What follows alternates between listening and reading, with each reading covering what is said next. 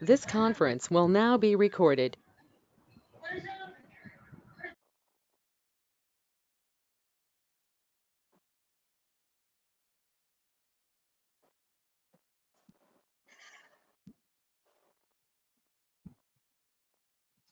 Green matlab mic is off. Okay. Devang, can we begin? Yeah, we can begin. Your video is not active, sir. Ravi, sir. Okay. Yeah. Is it working now? Yes, yes. Yeah. Welcome, friends. Welcome, friends, to the webinar. We would request Ghanshyam Bhai Lalka to begin with the welcome note for all our attendees.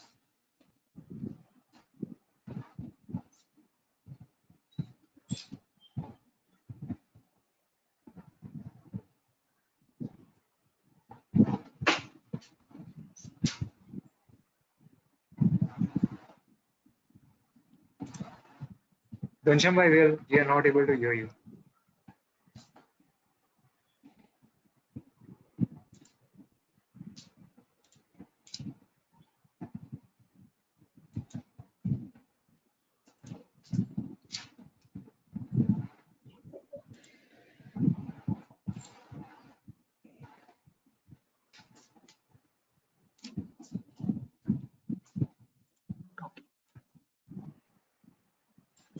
You can hear me, right?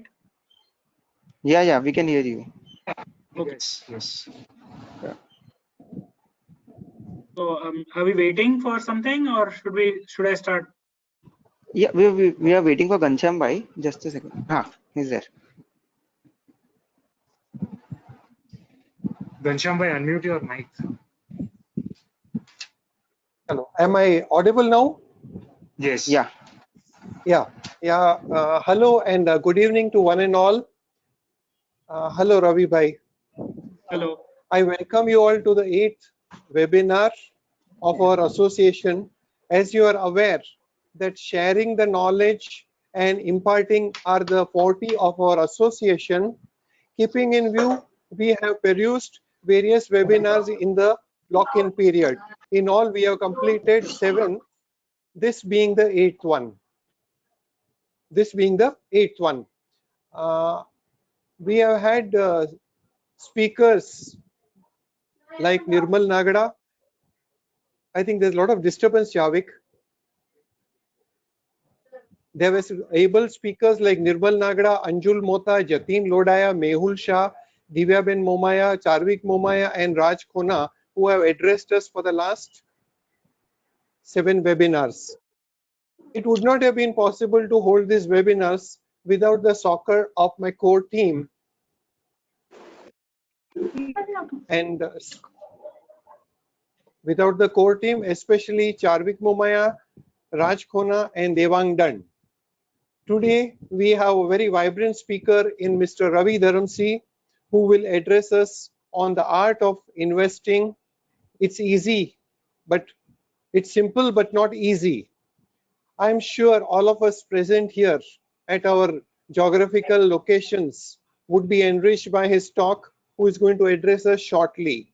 Without standing between you and the speaker, I would right away request Devang to please introduce the learned speaker to all the participants. Thank you. Once again, welcome all.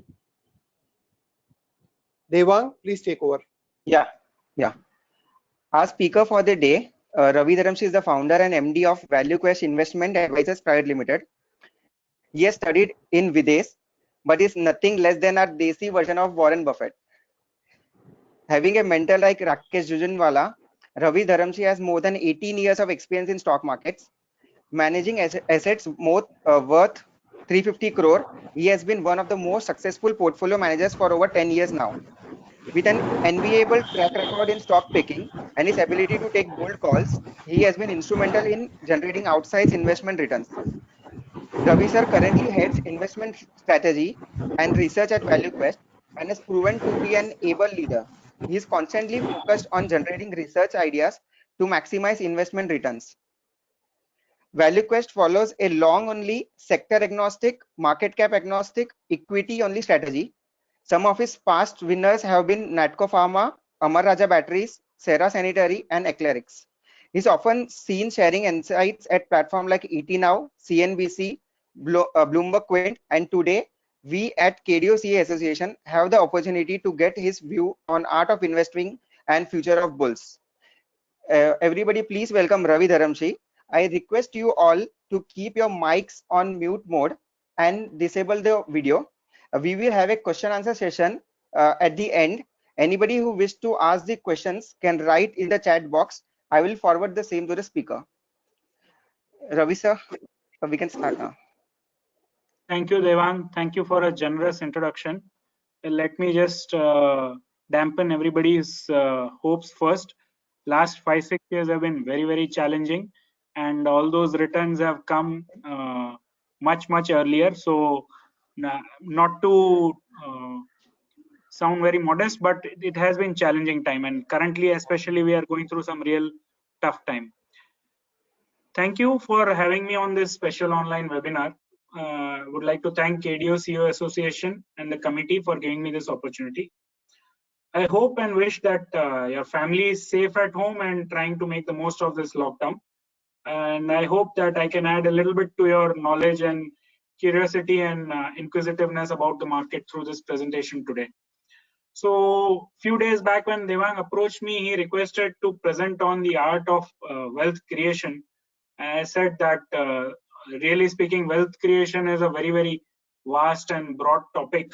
Wealth can be created through industry, through building a business, through other asset classes as well, while my area of expertise is actually limited to only equities.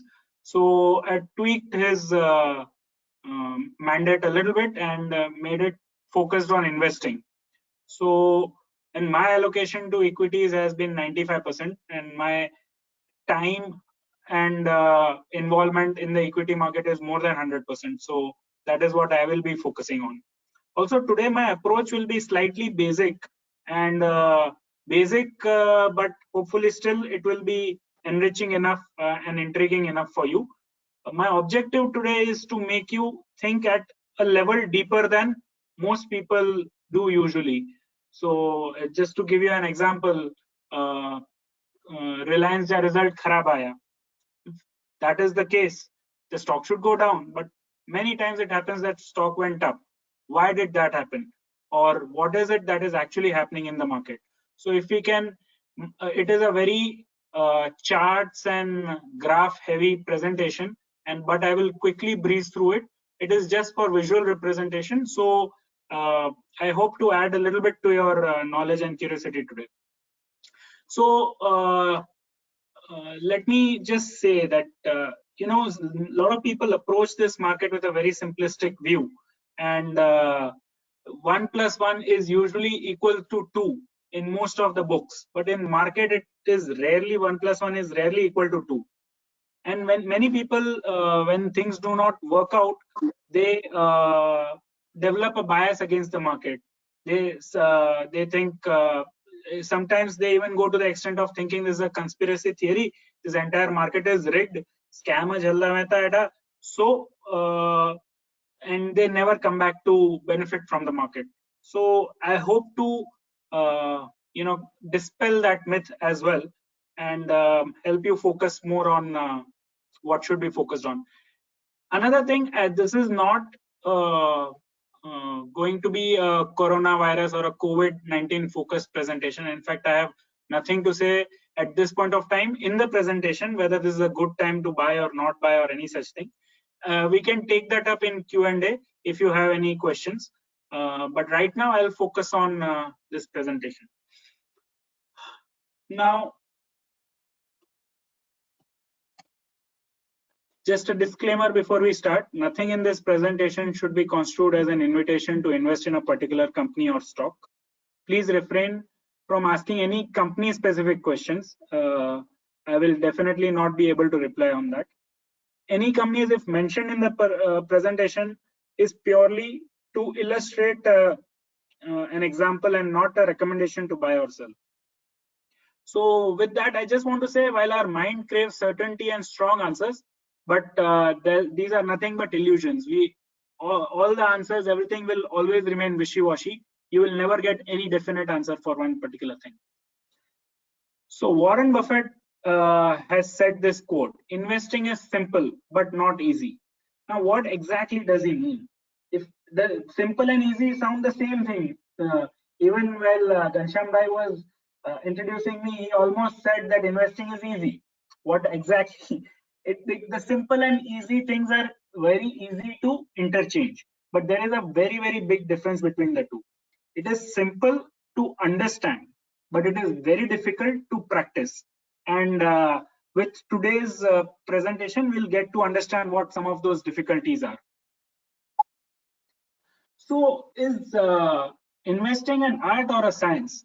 And I'm glad actually I'm presenting to a large part of the audience who are CA, and definitely the brains for CAs are wired in a particular way. An artist's brain is wired in a particular way. So balance sheet match na thiye, there is a lot of problem in the minds of CA. But being in the market, you actually have to unlearn a lot from that perspective. Accounting is the language of investing, and not knowing accounts is a handicap in itself. But being too account focused can also be an handicap, because investing requires you to be an artist. It requires you to understand the various data points and connect them in a way that makes sense. So the one that image that is represented on the left side is more likely to be an investor's brain, and the image that is represented on the right side is more likely to be an accountant's brain. So everybody has a very simple philosophy: buy good businesses at fair, cheap valuations and hold them forever. In other words, buy right and sit tight. So if it is so simple, then why is it so difficult? So the three components to it are: what is good business, what is fair valuations, how long do I sit tight, who is going to decide what is good business? Is 20% growth a good business? A business growing at 20% is good. A business earning 15% ROE, is that good? Low debt is good. Is high profit margin good?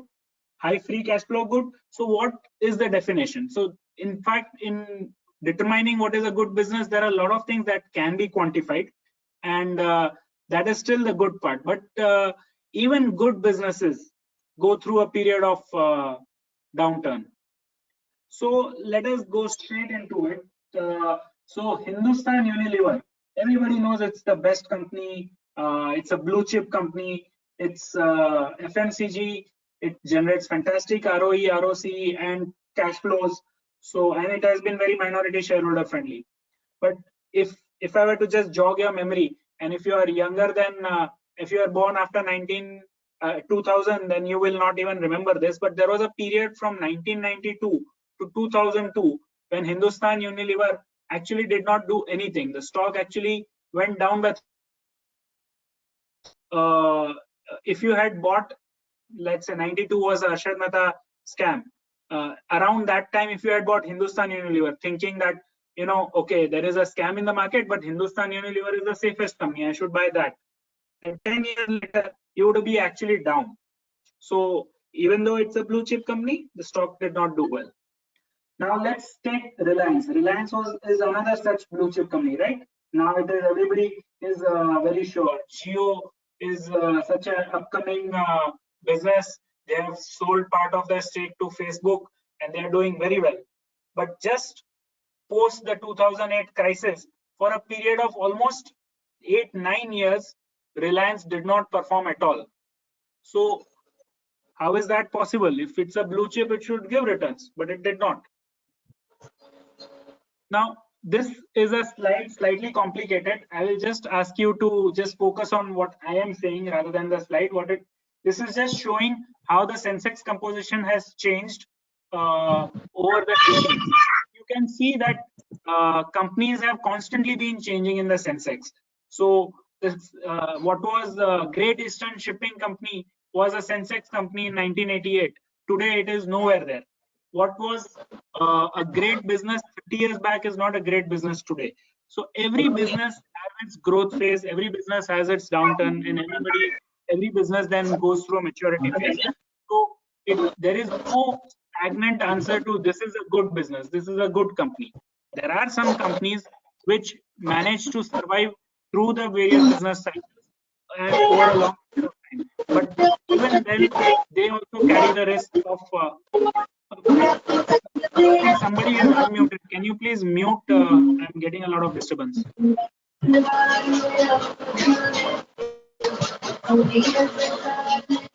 Hello. Moderator, if you can mute whoever is unmute. Yeah.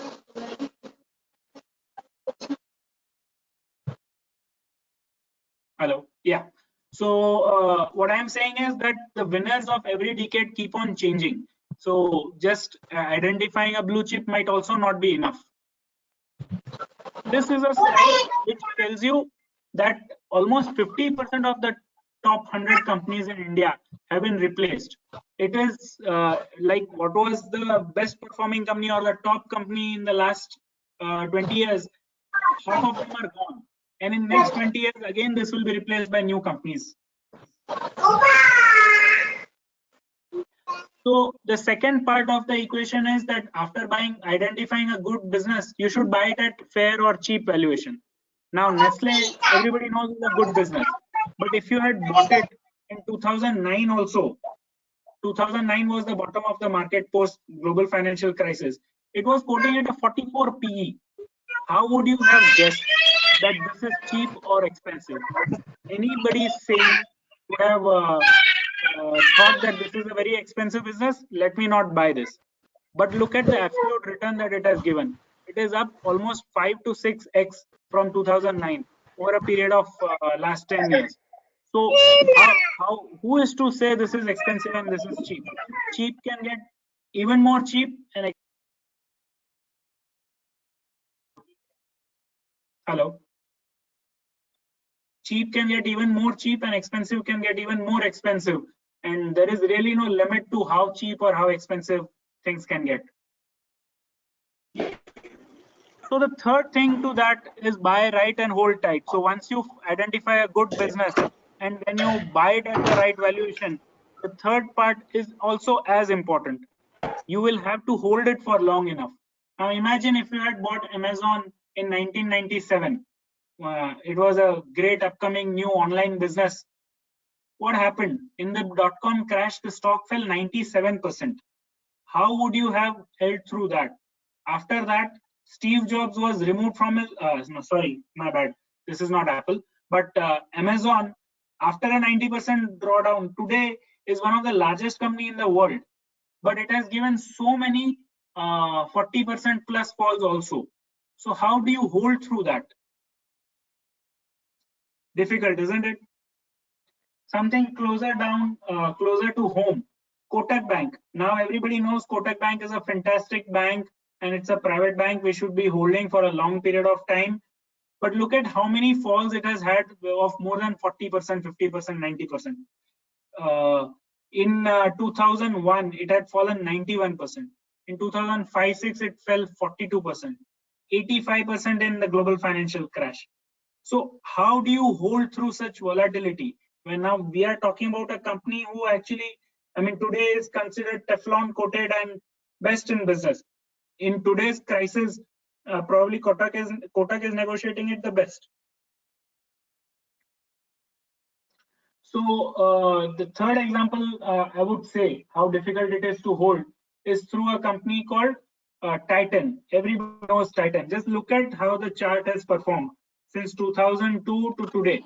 It has been like fantastic. From a market cap of less than 1,000 crore, today the market cap is almost 75-80,000 crores. That's like an 80x return over a 20-year period. But let's see what actually happened. If we were to just blow up the chart and see what happened. This is the period from 2012 to 13. It had more than a 40% fall. This is the period from 2008 to 9, nearly a 60% fall. And this is the last 2 years, and look at how the fall has been. It is more than 30-40%. So just to give you a sense of how many times Titan fell, nearly 12-13 times the stock fell more than 20%. It has also had 82% falls. I mean, what worst fall was in 2000 when it fell 82%, and it has had several 40 and 50% fall. So it's one thing to say that buy right and sit tight, but even if you have bought the best business, even if you have bought at the right valuation, holding it is very, very, very difficult. So there are multiple levels at which practicing the art of this, doing the simple thing of buy right and sit tight, has proven to be very, very difficult. So a lot of people say, Titan is almost like 30-40% of Rakesh Jhunjhunwala's portfolio. So did Titan make Rakesh Jhunjhunwala, or did Rakesh Jhunjhunwala make Titan?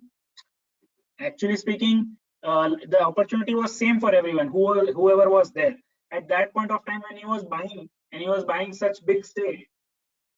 A lot of people were thinking,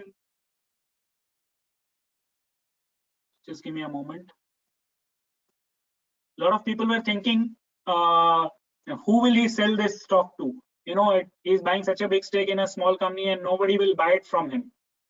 Well, not many could identify. You have to have the vision to see. Even fewer could build a position as substantial as that one. And only one has held through the ups and downs. Imagine 50% of your portfolio is one company, and that company has a 40-50% fall. Will you be able to live through that? Will you be able to survive that? Because the long-term right thing to do is to sit tight. We are going through one such fall, and many such good companies have fallen 40-50%. And again, the same question is coming. A lot of people are driven by emotions. A lot of people are driven by the fear that this is going to get worse, and people sell off great businesses which they should have held on. So you need all three to be able to make money out, big money out of this. So okay, then there is something called as market time. People like to time the market. Is this a good time to buy? Is this a good time to sell? This is just a small exercise done on the US companies. If 10,000 rupees was invested in large cap companies from 91 to 2011, and if you had missed 10 best days, your returns would have been half. If you had missed 50 best days, your returns would have been 1/10. Instead of 57,000 rupees, you would have made 5,800 rupees. I mean, in fact, sorry, you wouldn't have made, you would have lost 4,000 rupees. So is it more important that you time the market correctly, or is it more important that you stay through the duration of this market? You have to take the ups and downs. You have to, what you need to do is constantly keep asking, am I holding the right company?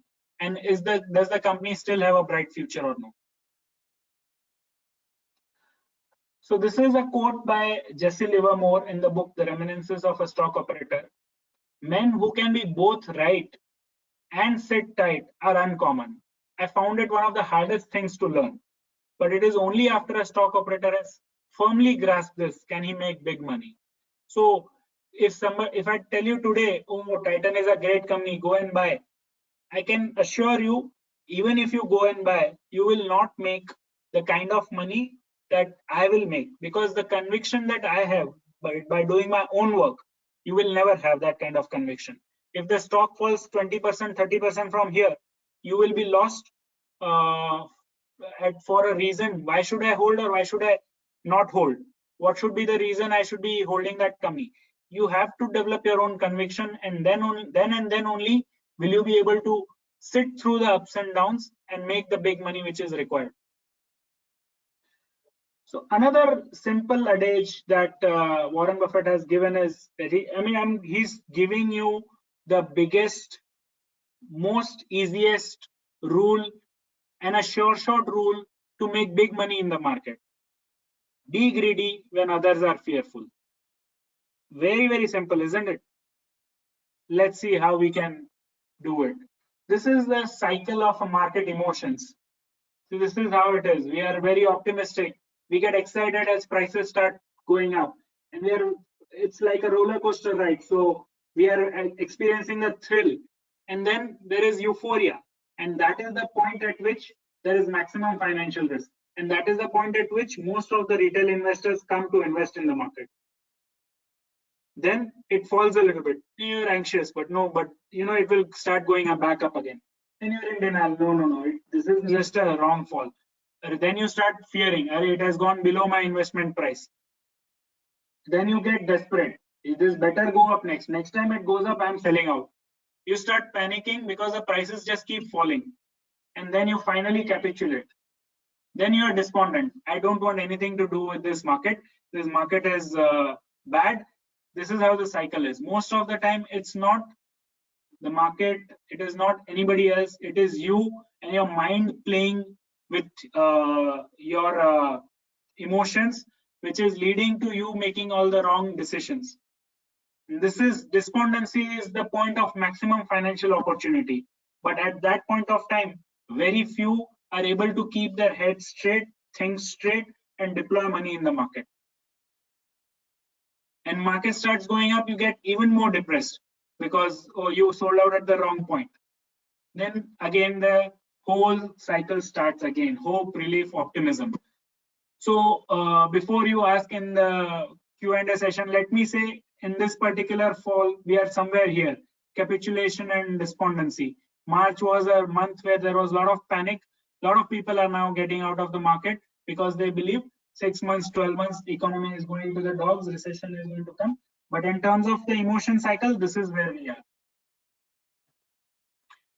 So greed or fear. It is very easy to say be greedy when you are fearful. Imagine it is 9/11 and there has just been a plane crash into the World Towers. Now, and US market has been closed for 10 days. You have no idea what is going to come next. How is US going to respond? What is going to happen? Will there be a third world war? Markets will remain closed for 10 days. Oh my God, let me sell. The first day the market opens, there is a big sell-off, and that is where the bottom is made. In hindsight, it is very easy to say that. But whoever was fully invested on the day this attack happened, because they were anticipating, everything has gotten cheap. A lot of people sold out because of that also, and they could not get back in for a long period of time. So when times are bad, the headlines will always scare you. Now this is 1987. The stock market had dropped 22.6% in one single day. This still remains the highest single day fall. What would you have thought? This is the time to be getting out of the market. Exactly, something happened in March also. We had a 30% fall in the market. Most of the market fell between 25 and 40%. It was one of the worst months, not the worst month, but one of the worst months in terms of market fall. But what happened post 1987? We had one of the biggest bull market in the US from 87 to almost 92, 93. But when this drop has happened, everybody is panicking. Nobody is thinking of buying. Not everybody has the required temperament to buy, to remain calm when everybody is fearful around you. This is 2008 when the Lehman Brothers had collapsed. Everything was going down. Lehman Brothers was down 95%, Merrill Lynch down 70%, AIG down 80%. You had no idea after Lehman Brothers, AIG could go down, Citibank could go down. What will happen? No idea. In 2008, October, Fed came and rescued Bear Stearns, and they also rescued AIG and Citi, and that is where the bottom was made. And next 10, 11 years were the best for the stock market because of the stimulus that the Fed had provided to the market.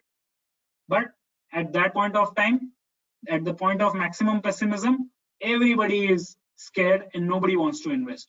So easy to say be greedy when everyone is fearful, but most of the time when everybody is fearful, even you are fearful. This is a saying by Baron Rothschild, who says buy when there is blood on the streets, even if the blood is your own. Nobody is going to be spared by the market downturn. Everybody is going to get hurt. But what you do during these times of uncertainty is going to determine how much wealth and net worth you build over the coming decade.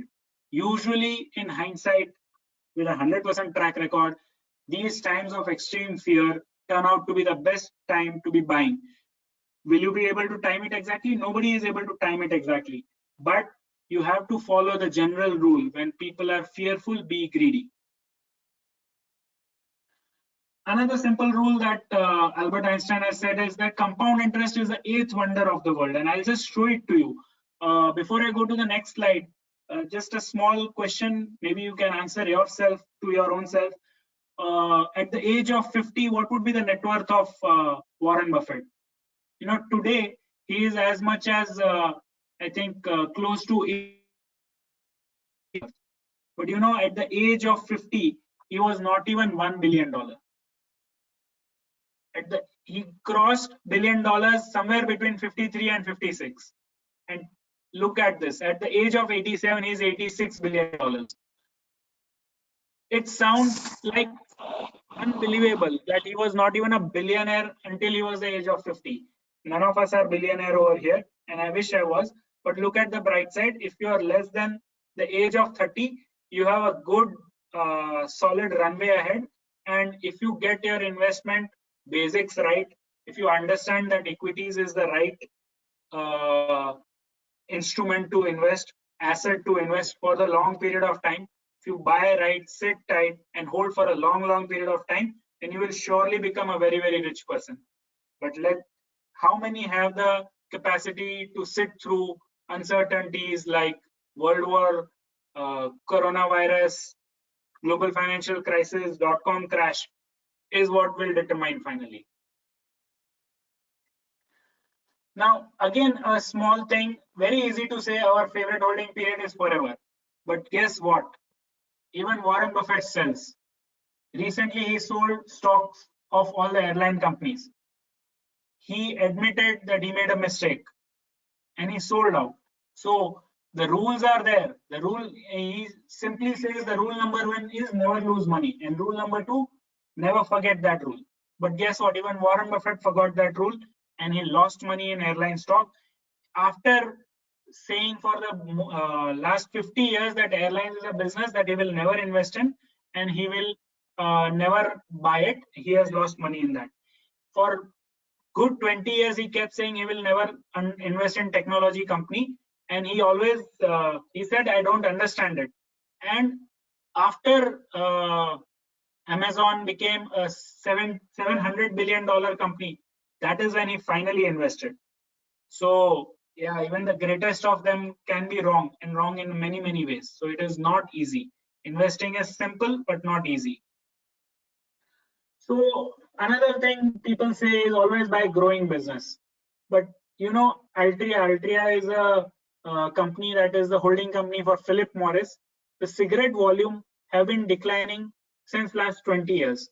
Cigarette consumption world across has gone down. So shouldn't that mean that Altria should be not a good performing company? Guess what? It is the best performing company of the last century. So there is no 1:1 that if you find a growing company, you will make money. There is a chance you can make money. In fact, the best money is made in companies that are not growing. This is sales growth. Just a little point over here that their profits have been growing. So they are actually making more money from smaller and smaller number of people who consume cigarette, because the price of cigarette in India, one stick of cigarette costs close to 5 rupees or 6 rupees. In US, it costs $5. So obviously there is huge amount of profit being made just because the prices are going up. So a physical growth in the volume of the business is not required for you to make money. Same is the case with Coca-Cola. Coca-Cola carbonated beverages is declining. There is a trend towards not having carbonated beverages because they are considered unhealthy, and their volumes are falling, but their profits are growing and the stock price is doing very well. This is just to show you, the orange line is how the revenues are performing, and blue line is how the stock price is performing for Coke.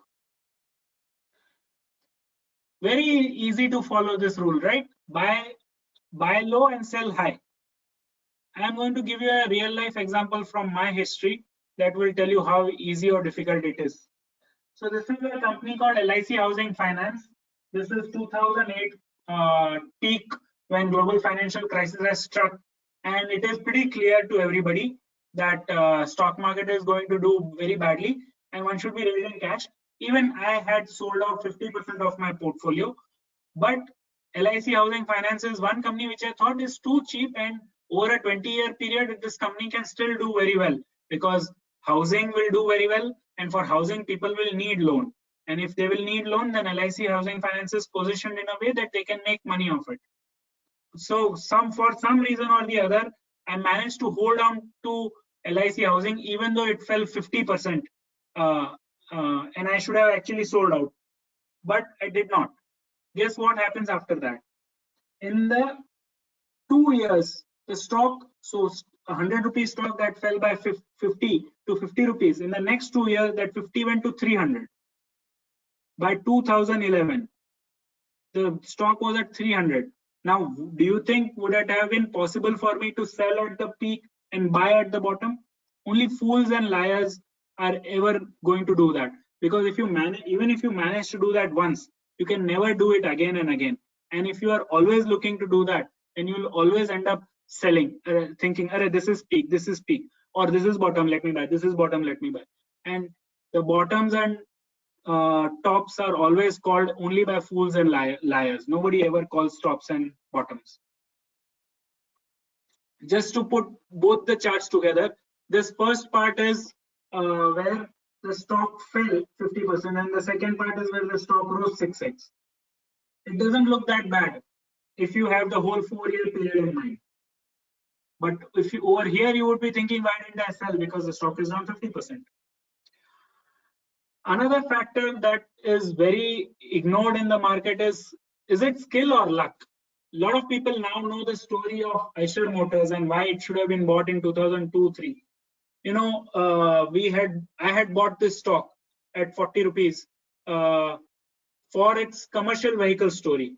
They had tied up with a global major, and they would be supplying engine, and it was a 2-player market. It would become a big story, so I should be buying. And it became big, and fantastic money was made in this company. But the real reason why this company money was made was because of Royal Enfield, the Bullet story, and not because of the commercial vehicle story. At that point of time in 2003-04, no analyst worth its salt had any kind of an inkling that this would be the story. When Rakesh Jhunjhunwala bought Titan, the story was watches and turnaround and international losses going down.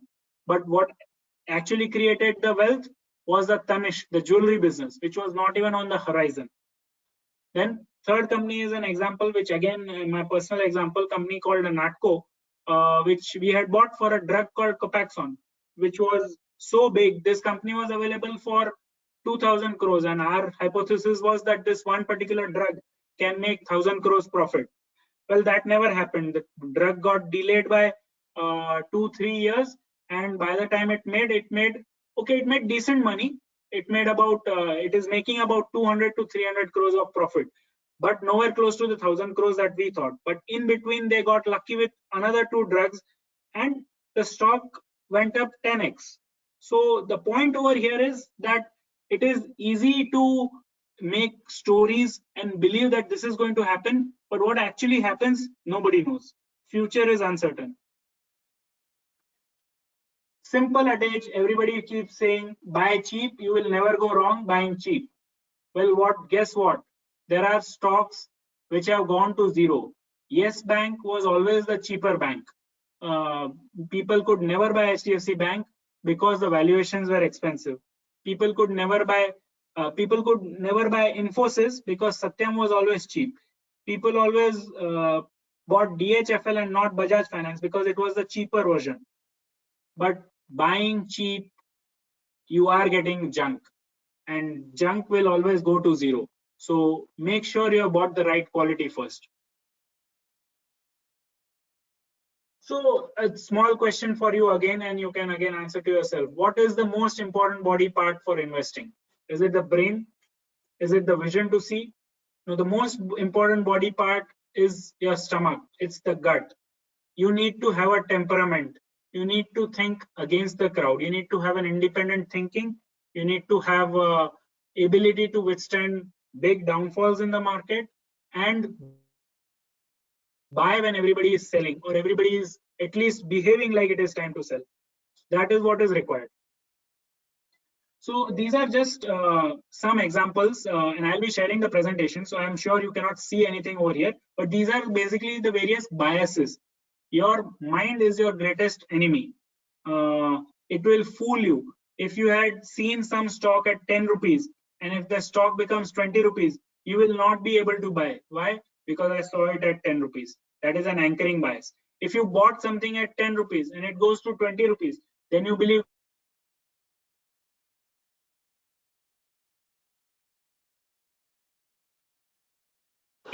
Your voice is not that is there. a confirmation bias. Stock price has gone up, so I must be right. No, you are right because analyst agrees with you.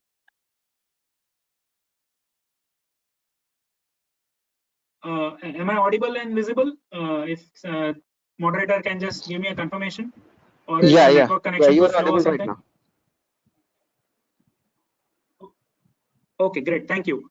So these are just some of the biases that our mind, our mind, you are the easiest person to fool yourself. Nobody else can fool you as much as you can fool you. So you need to be aware of these behavioral aspects of investing where you can go wrong, and you need to be able to think in a calm and cool manner to overcome these biases. Another example of how if you miss the 10 best days in a decade, your return is only 91%. But if you are invested through ups and downs, you would be 15,000% up over the last century. So let me just tell you a small story over here. Greatest investment ever made. So the story would have been like fantastic. You can see a great technology and great in visionary entrepreneur who people buying. But this is after it has its hindsight when it was being made. So Masayoshi Son, the CEO of SoftBank, who is in the news for wrong reasons right now because investing in WeWork, and he had one of the biggest losses right now. 18 billion or something. So he invested $20 million in 1991. Would you invest $20 million before the tech crash, 1990 .com crash, into a completely unknown startup which had no business plan and zero revenue, and it had 35-40 employees? I'm sure the answer is no. But Alibaba, it has become the biggest and the greatest investment ever made. That 20 million went on to become $120 billion as of today. So all your vision, all your insight, all your analysis, all your balance sheet analysis skills, one side, luck plays such a big role in getting the investment. And then you have to hold on to it when you get lucky. Now, if I told you that there is a big technology trend coming, and this is the best guy who's going to write this particular trend, he's the most mercurial and visionary person in that field, and you will be owning 10% of that company for as little as $100, $200, and would you be able to hold on to that? There was a third partner with Steve Jobs and Steve Wozniak, was Ronald Wayne. He owned 10% of the company, and he sold that 10% to the founders back at $800. And today, if he had held on to it, that $800 would be worth $120 billion, because Apple is almost $1.2 trillion company. So it's the biggest mistake ever made. And again, there is no particular reason why he sold out. It's just because he did not have the confidence in the people. This is a chart which compares, this white line is the price of gold. Sorry, white line is the price of Berkshire Hathaway, and green line is the price of gold. It's been 20 years, and guess what? Gold has outperformed Berkshire Hathaway. So even the best of investor can underperform for decades.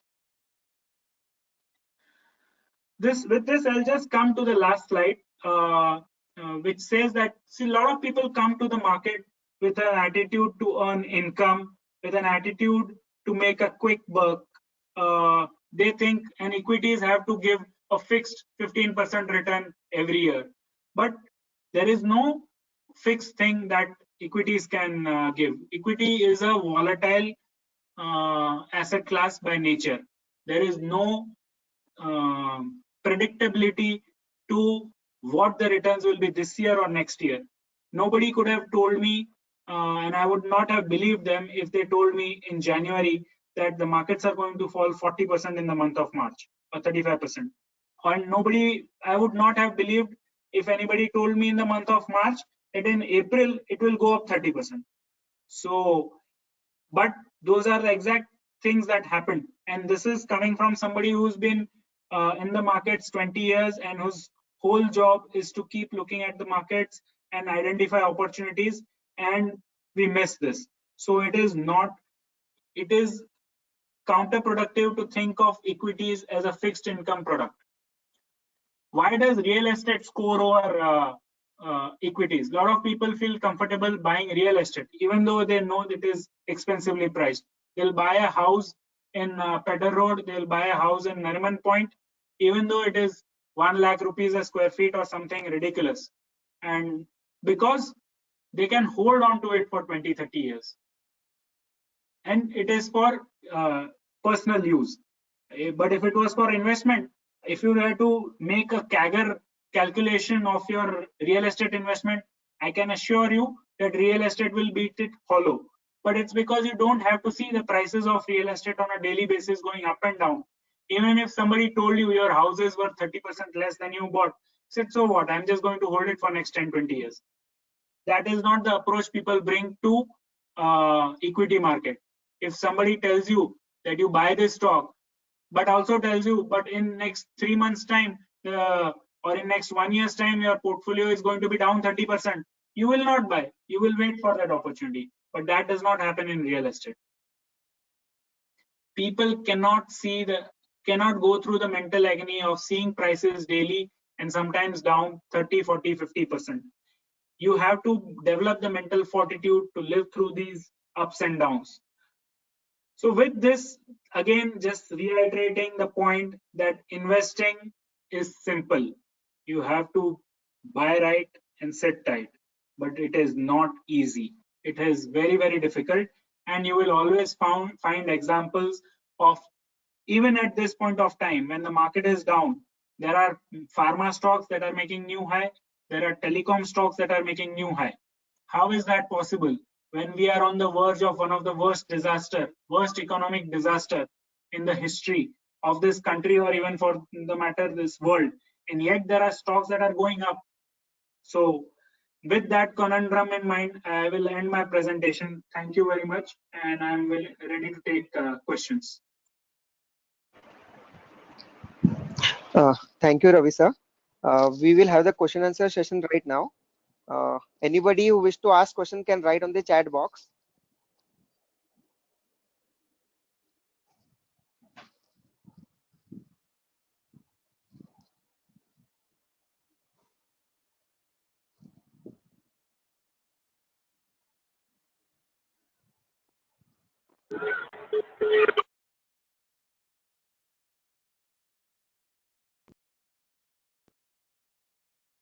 Should I just stop the screen share? Yeah.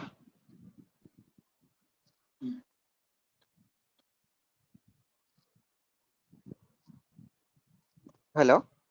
Yeah, we have the first question. Yeah. Yeah, why Buffett is on cash call? Very good question. If I say that Buffett is not on a cash call, would you believe it? You know, he runs a big business. So what is Warren Buffett's business model? he owns a company called Geico, which is its insurance company, and that insurance company, obviously insurance companies collect money as premium from everybody, and that float is what is invested in the market.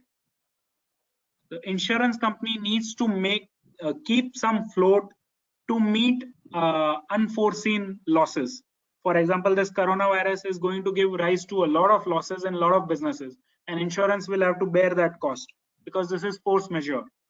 If that is the case, then Geico will also have to meet those losses, and he needs that cash for that. Besides that, what you actually need to see is the percentage of cash in his portfolio. If the percentage is not a big number, then he is not actually on a cash call, but it is a call so that his insurance business can take the hit.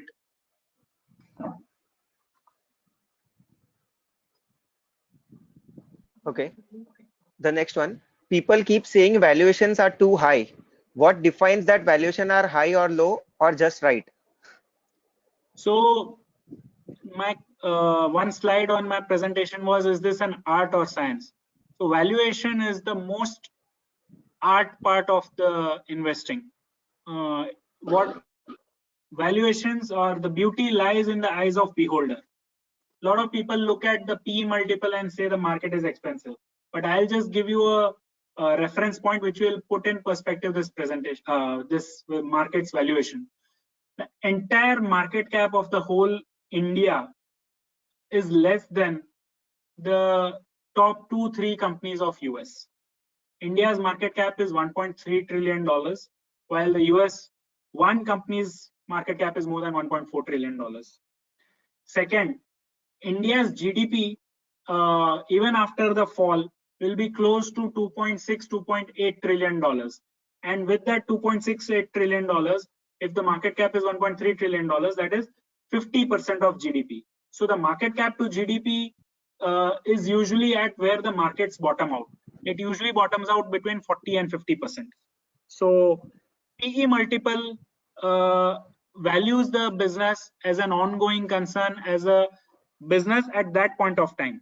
But in times of crisis, what you need to look at is what is the sustainable profit. The corporate profit to GDP has fallen from 7% to 1%. The corporate profits have fallen from almost $70 billion to less than $30 billion.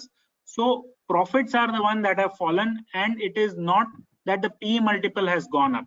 Sure, there are pockets in the market where the valuation seems high, but it is not across the board. The absolute market cap of this country is very, very cheap. If you look at the potential, at this point of time, nobody believes. But if you do believe that India will become a $5 trillion economy in 5–6 years time, then I can assure you India's market cap will triple from here in next 5 to 6 years. Little long answer, but hope that helps. Are we taking questions on sector wise? Because somebody has asked how is pharma sector for a 3? If I won't be able to reply, then I'll say it. Okay, fine. How is pharma sector for a 3 years view? So I have shared this particular view on TV as well. I believe pharma peaked out as a sector in 2015 and bottomed out in the late 2019, early 2020. And I believe it's a very, very strong sector. One should have high allocation to it with the next 3 to 5 years point of view. The rationale being that the problems in the pharma sector came because they were sitting on extraordinary profits in 2015. The profits fell by 50 to 60%, and the multiples also fell. And the competition increased in US, because of which there was pricing pressure constantly on generic drugs. That pricing pressure has eased in the last 1 year, and now suddenly the world realizes that they are dependent on India. They cannot depend on China in procuring their medicines. India is a natural partner from where everybody will source their medicines. So it is a natural beneficiary, and it is India's market share in US. Every 4th pill sold in US is made in India. So that just tells you that we have 25% market share, and it will not be easy to displace us. and this industry will do well over a medium term. Okay. What is your view on how the COVID will be impacting different sectors, and what should be the strategy sector-wise? So obviously, see, market does not fall on something that is already known or people can imagine that. In January or February, it was hard for us to imagine that such a lockdown will happen all across the globe, and we will be confined to our homes for a period of 3, 4, 5 months. That time it was unknown, and that is why uncertainty is what scares people, and markets fall on that. Now today there are some reasonable assumptions. Again, it's not like we know exactly when this crisis is going to end, but it is not an unknown.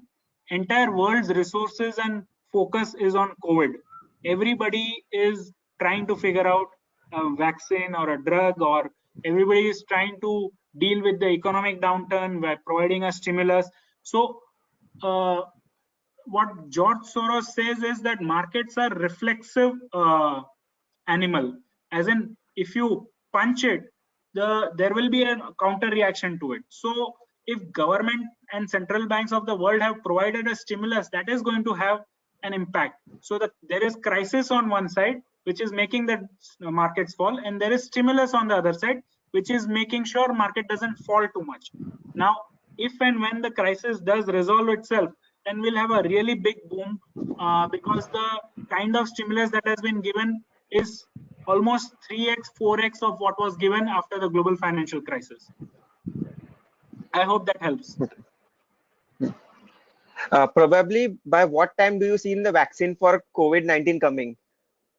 So current timelines, there are at least 18 concurrent projects going on for vaccine, and the earliest ones, two ones that I'm aware of, are slated to come somewhere between maybe the last month of this year or the early next year.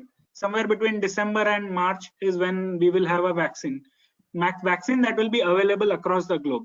So until then the vaccine won't be there, but before that we can have some drug which will hasten the process of being cured, or not being cured, but being recovering from the disease. So there are drugs like remdesivir and others which can make you better. Instead of 15 days, you will take 5-6 days to get better. How long do you see this corona-induced uncertainty to persist? No, so that's exactly what we were discussing. That in my opinion, if the vaccine was to come by early next year, then markets would have been already doubled by then, if that was really the case. But I have no idea of knowing that is going to happen or no. But the uncertainty related to markets, I think markets have discounted a large part of it. One more fall cannot be ruled out, because if at this point of time market feels the cure will be available by end of next year, if there is some bad news and it says 3 months more, then market can have another second round of fall also. Okay. Your view on commercial real estate in present scenario? I am not an extremist. A lot of people believe that now the demand for commercial real estate will fall through the bottom. Why? Because people will stop going to work and people will only work from home. IT companies have come and said that by 2025, only 25% of their workforce will work from office. I don't think that such a bad case scenario will pan out. No doubt, next 1 year, 2 years are going to be challenging for the real estate. But in fact, there is a opposite thought process that offices will need to get bigger. You will not be able to provide a 40 square feet cubicle. You will need to provide a 80 square feet cubicle for everybody to maintain distance. There are some things that can be done from home. There are some things that cannot be done from home. So it is people tend to extrapolate the current recent trend into the future a lot. We are underestimating what will happen in 1 year, 2 year. while we are overestimating what will happen in 10 years, 20 years. Sorry, it's the other way around. We are overestimating what will happen in next 1-2 years, but over a 10-year period, the things can improve. As per current scenario, which sector shares you prefer a layman should buy with horizon of 2-3 years? So clearly, pharmaceuticals, chemicals, and telecom are three sectors where the impact of COVID is the least. Pharma, because it depends on exports and because it has an important role to play in the global supply chain. We don't have to take away any big market share from China over there. In chemicals, it is the other way around. We will take away a big market share from China. And in telecom, in fact, all of us, this Zoom webinar, or sorry, this GoToMeeting webinar is the reason why we should be bullish on telecom, because all of us are using so much of bandwidth. More things are being done. Everybody is doing a Zoom call or a GoToMeeting to talk to the relatives, talk to friends, organizing parties. And these are habits that are being formed. And we will not give up on these habits easily. So the usage of data and the usage of telecom plans is only going to increase.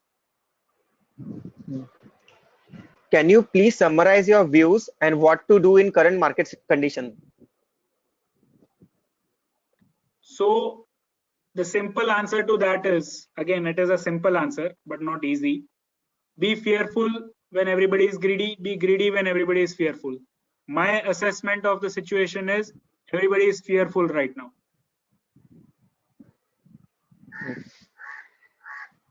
Can ITC or VST industry be the cash cow what Geico or National Indemnity did for Warren Buffett or refinery business for Reliance? I'm not sure I understood the question properly. Can ITC or VST industry be the cash cow what Geico or National Indemnity did for Warren Buffett or refinery business for Reliance? No, but you're talking about ITC or VST themselves investing the cash flows into some other business? Of course, they have been investing in FMCG. If we are to talk of ITC, they have been investing in FMCG for the last 10 years. And it is a success story, but it is not making the kind of profits that it should. It is still making very low margins on that. Having said that, for the next 5 years, ITC will still remain a tobacco story only. They still receive, even in the best case scenario, they'll make 80-90% of the profits from cigarettes, not from FMCG.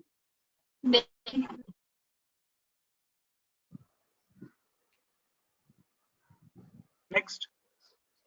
Yeah. What is your view on insurance stocks in the present scenario? Insurance companies in India are going to have a very good time over the next 20 years. And if you are in the process of building a portfolio, then you should be buying them. But buy them over the period of next 1, 2, 3 years and think of owning them for next 10, 20 years.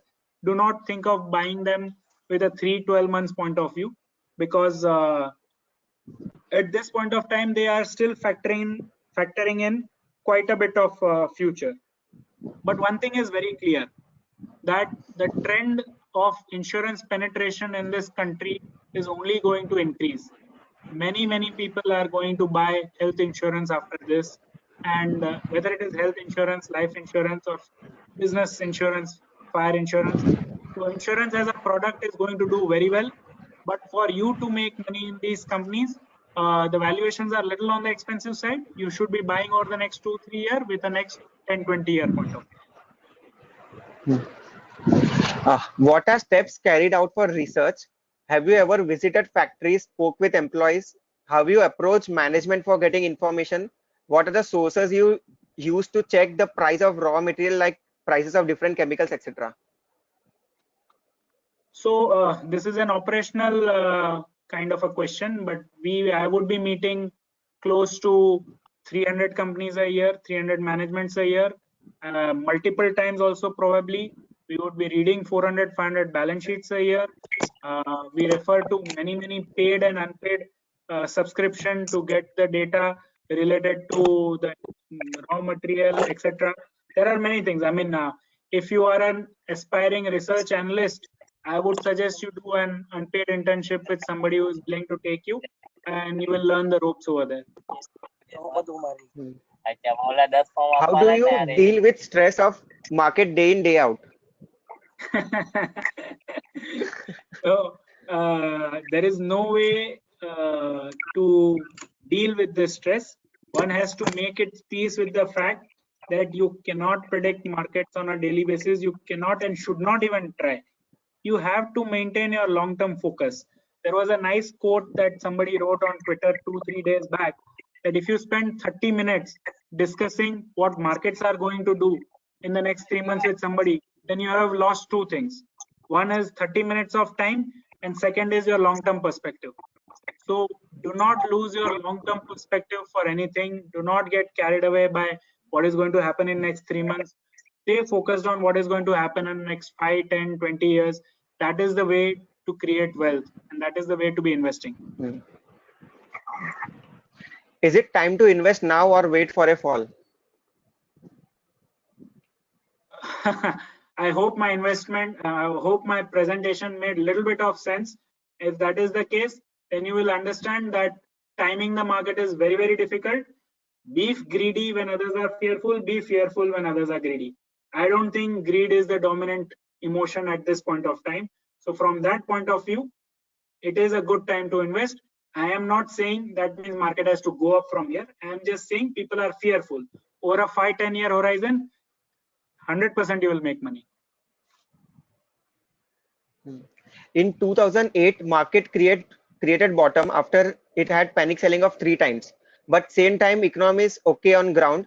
Should we wait for more to panic selling as economy is in recession?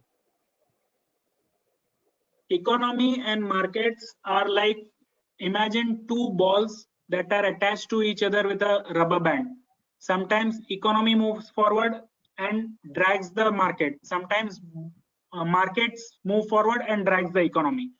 I believe economy and market will not be 1:1 tandem. Economy will keep falling. Even in March 2009, when the markets bottomed, the economy kept worsening for next 6-9 months. But the markets had already bottomed in March 2009 because the valuation had become so cheap that investors were willing to say that I am going to buy and wait for next 2 years, come what may.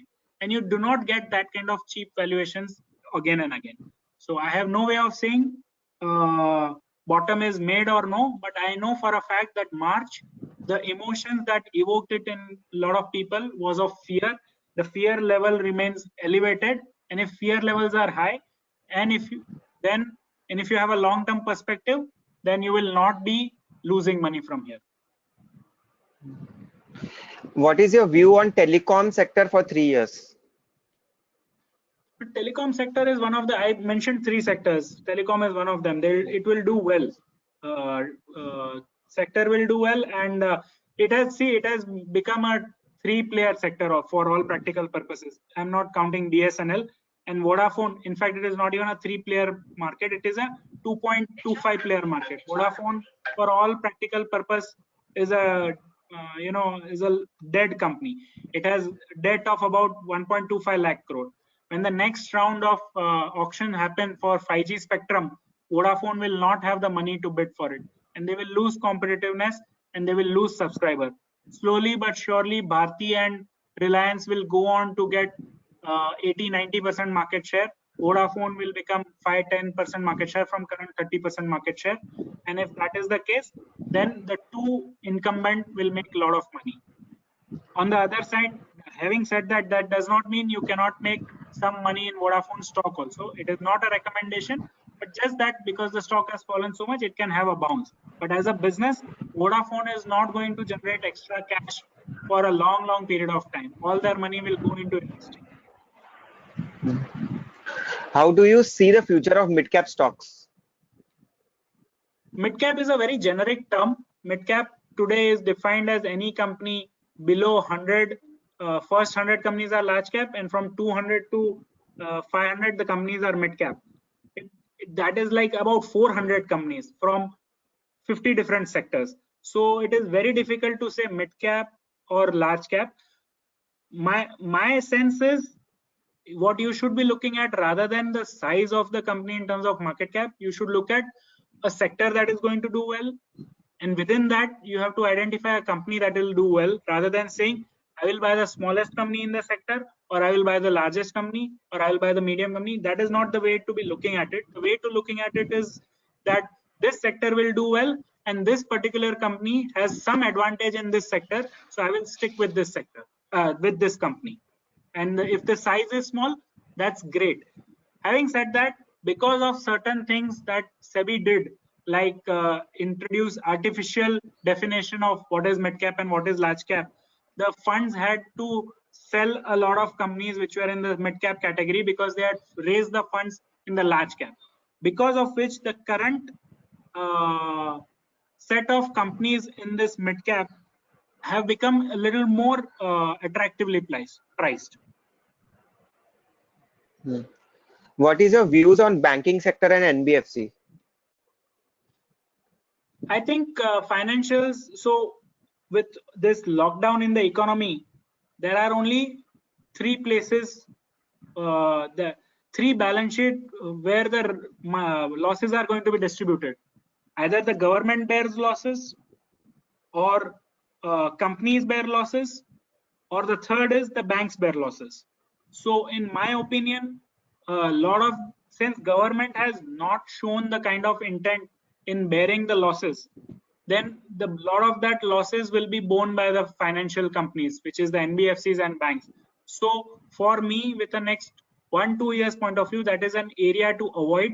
The losses are going to rise over there. Does not mean 1 or 2 companies cannot do well over there. Will the current stimulus help in long term? Was it really meaningful? What is your view on Indian government stimulation? Very good question. That is the dominant thing on everybody's mind, and everybody is very disappointed that the stimulus is not 20 lakh crores, it's 2 lakh crores. So I will give you an analogy. If your stomach is hurting and you go to a doctor, and doctor says, don't worry, I'm not giving you any pill, you do a little bit of dieting, don't eat this, that, make sure that gas na thiye, and go for walk regularly. You will not like what doctor told you, because next 3 days, 5 days, I'm still going to suffer from gas. That is the kind of prescription this government is giving. Investors will not like it because there is no immediate. But have they taken steps which can see the economy booming over a medium term period? I very, very strongly believe that is the case. Whether it is agri or whether it is the MSME, the steps will really help over a 3 to 5 year period. So, but and it is also means that if there are 50 companies in one particular sector, the bottom 20 companies are going to die. And if bottom 20 companies are going to die, then the top 30 companies will benefit more. So at this point of time, the pie is not growing, but the stronger players will benefit because they are gaining market share from the smaller companies who are going to face more and more challenges. Will economy be normal from September? Normal? What is normal? There is nothing like normal now. We will be, having said that, I think we'll return back to 60-70% kind of normalcy by the end of the year. We will not be back to 100% normalcy. There are many trainers who advertise that with technical charts you can learn and earn well in market. Do you think we really can earn money with technical charts, or they are just trainees who ascend from providing training? Well, Warren and Charlie have a very interesting take on this. You tell me how the guy is incentivized and I'll tell you what he is going to do. Is he making, if it is he's so successful in it, why doesn't he make all the money of himself? Why is he wanting to share his knowledge? And if he wants to share his knowledge, why is he charging me fees for it? If he is going to make money by charging me fees, then I'm not interested. He is making he cannot make his money from the markets. Having said that, I mean, I'm not against people doing technicals and everything, but I'll just give you some perspective that 95% of the investor will make money if they buy good companies and sit for a long period of time, while 97% of the traders will lose money, doesn't matter what they do. So why do you want to get into a business where the odds are so stacked against you? Only 2 to 4% of the people make money in trading. Which other sector apart from pharma do you think could benefit if the world looks to replace China? So chemical is an obvious sector where we are already seeing that some of the companies have started winning orders from European clients, replacing China. They are becoming the number 2 or sometimes even number 1 vendor for the European and American clients. That is the obvious one. Auto ancillary could be another one, but I don't have a clear view at this point of time. Auto has its other sets of problems at this point of time, which it is grappling with. So there are no clear visible winners at this point of time besides chemicals, pharma and chemicals to me. But it's something that I will keep looking and evaluating as things emerge. Some say this was also manipulated and people like Bill Gates predicted it. So there will always be conspiracy theory happen everywhere. There is no way of ascertaining.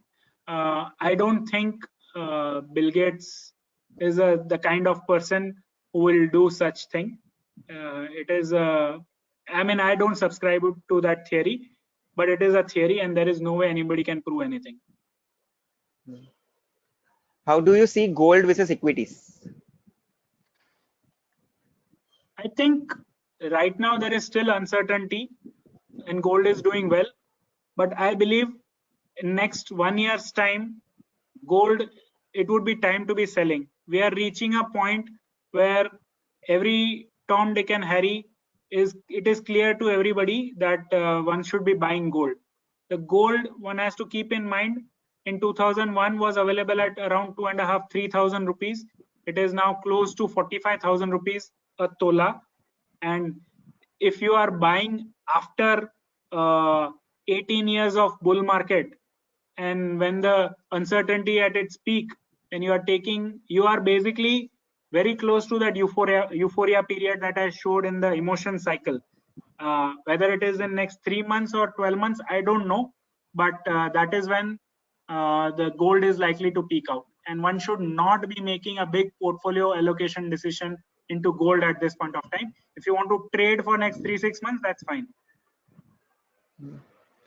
Do you think Atmanirbhar will really help India? The only difference is, will it help in 2 years or will it help in 10 years? And you have to be Atmanirbhar for those 2 years if it doesn't help. That's my answer to it. Removing or easing of Essential Commodity Act and APMC Act and contract farming, how will it affect agri shares? Which segment of agri to do well? So it is too early to extrapolate. I am also very enthused by the steps government has taken, though implementation needs to be seen, and I will give it some time whether the changes are already are happening the way it should happen in the field. But there are themes like pesticides, agrochemicals, which do not depend on. So the broad theme in agri has always been improvement in farm income, increase in productivity of land and labor. So you can either play through agrochemicals, seeds, mechanization of farm, or the money that farmer will spend on something besides the on the farm. So those are the areas to look out for generally. That I believe a lot of people will move out of agriculture. Today, 60% of India's population depends on agriculture. Over the next 20-year period, that number should come down to maybe 30% or so. So in over next 20 years, the dependence on agri of the population should come down, and the productivity in the agri will go up, and the farm income should increase. If not in 5 years time, in 10 years time. So the best way to play it is agrochemical. That is what I can think today. Maybe in 2-3 years time, if it actually pans out, then the way to play it will be, what is the farmer going to spend its money on? Tractors, agrochemicals are the two things that come to mind. For new beginners, which among the HDFC Security or Zerodha or ICICI platform is good in terms of AMC charge and number of different investment options given? Which one platform to be chosen? I would say if you are a novice and you don't, you're not inclined to doing your own DIY investing, then you should go through SIP or mutual fund route and not go to any broker and open an account and start trading. Can you suggest any websites for analyzing companies? So the best source of the analysis is going to remain the exchange and the company website. You will get all that there is to know about a company from those two websites. If, for example, Reliance is the company, go to the Reliance website and go to exchange website, what have they said? And you will find all information that is required for you to make an informed decision.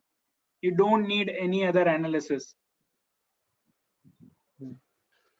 In the last financial crisis, market fell by 60%. Do you think in 2020 it will fall by 50-60% in 2020 from highs?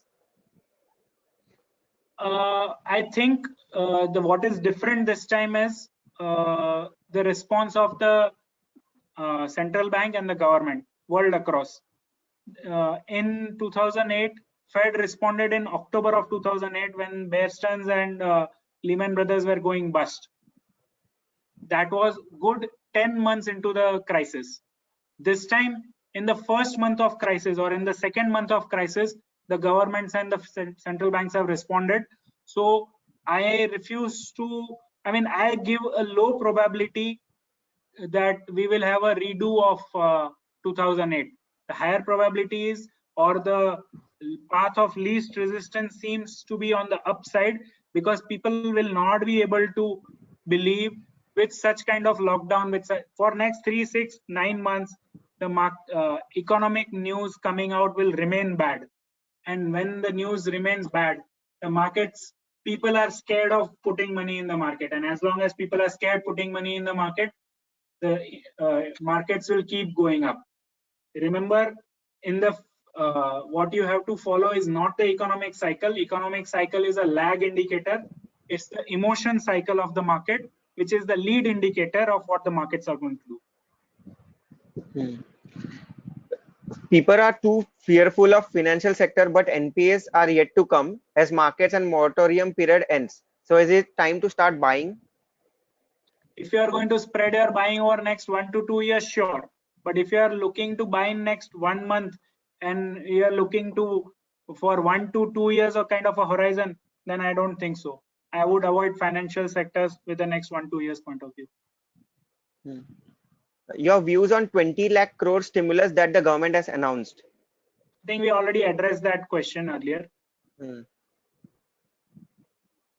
If we cannot attract foreign capital, India will be far behind than Indonesia, Vietnam. So should we look to invest outside India?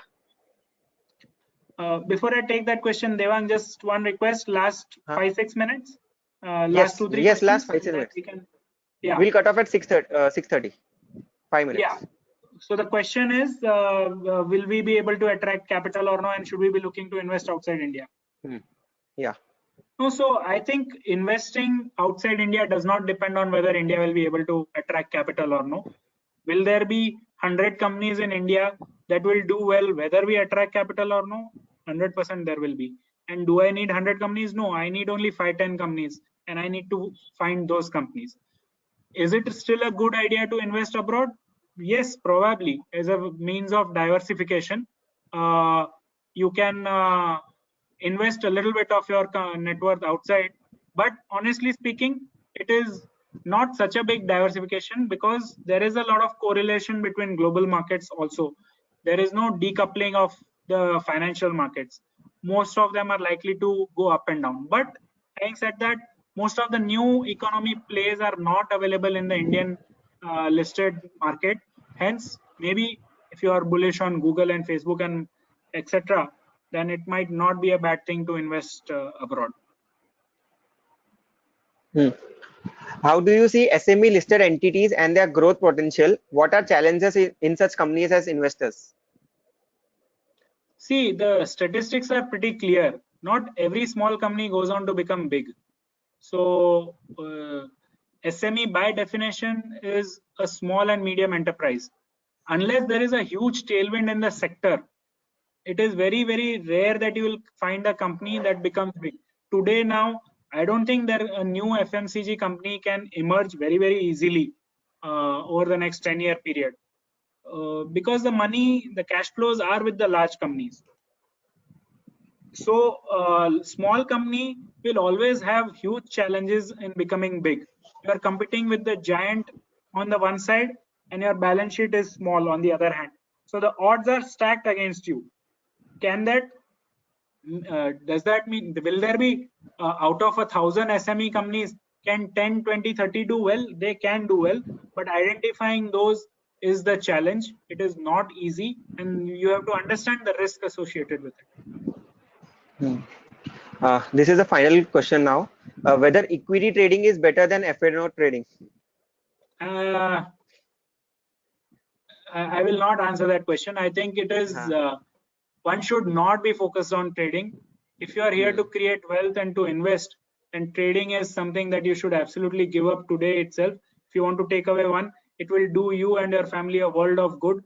Unless you are a full-time trader focused and that is your main source of livelihood and you are all the time in the markets, give up trading. Trading is not what you should be doing. It is not productive and it is the most difficult way to make easy money. There is no easy money. There is no free lunch. You will end up losing your money. Please focus on investing. It is the less popular route, but you will be very happy 10 years down the line. Thank you, Ravi sir, for taking all the questions. I would now request. Thank you so much. I'll just, since a couple of minutes, I'll just take one or two questions which are there, which I can see. Power segment support by government. How do you analyze it? Which segment in power sector should become attractive? Well, Deepak bhai, I am not very sure. Is an area that one should be focusing on. There have been reforms that have been done, but this is a regulated sector and return on equity is not very, very high and it's not been on my radar. So I will wait to do some work on it before I answer that. Jayesh is asking your take on information technology sector. IT sector is a defensive sector. It will do well. Right now there are some problems. People are not able to go to office, but I think it is the easiest sector where people can work from home. So they will actually benefit from this as the cost will go down for them. People will start working from home. Ankit is asking if you can discuss stocks to you. No, I can't discuss stocks. I will not name any stock. Ruchi is asking within pharma as well, the doctors aren't practicing fully. The patient footfall is low, prescription sale is low. So Ruchi, there are two parts to the pharma. One is domestic and one is export. For a lot of companies, exports is the bigger part and domestic is a very small part. And you have to look at it, the spectrum of sectors that are impacted. A restaurant business or a mall or a multiplex business will take far, first of all, it is capital intensive and it will take far longer time for people to come back to normal over there. While in the pharma, right now I know somebody who wants to get admitted into hospital for something which is not life threatening, they are not able to. So it's not like people will stop going to hospital or stop eating medicine. This is a forced fall in this particular sector. It will be the earliest to recover in terms of people coming back to hospital or people coming back to eating the regular medicines. It's not like I will never need hospitalization or that I'm suddenly now very healthy and will never go to the hospital. I think with that we can end this. Thank you all very much, and I hope I have been able to add value to your evening in the lockdown. Thank you so much. Thank you, Devang. Ravi sir, just a second. Sure. For a vote of thanks, I will just now request Paulomi Bain to propose a vote of thanks.